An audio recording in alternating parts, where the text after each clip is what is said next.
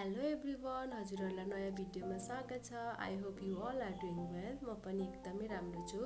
आजको रेसिपी छ चिकनको अचार।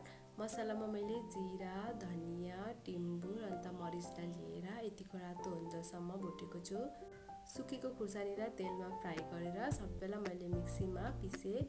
यो अचारलाई चाहिँ हामी धेरै दिनसम्म स्टोर गरेर राखी खान सक्छौँ। अन्त तोरीको तेलमा चाहिँ मैले बोनलेस चिकन लिएको छु। मजासँगले पल्टाइ फ्राई गर्न थालेँ।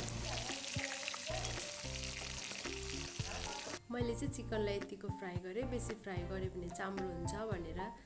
अनि अझै यसमा एड गर्नुको लागि मैले लसुन र अदुवालाई लिएको छु। लसुनलाई चाहिँ मैले यसरी इमानदस्तामा च्याप्टा गरेर नै पिसेँ। अन्त अदुवालाई चाहिँ ग्रेट गरेर त्यही तेलमा दुईटालाई मजासँगले नुन र रङ खुर्सानी लगाएर रातो हुन्जेलसम्म भुट्यो।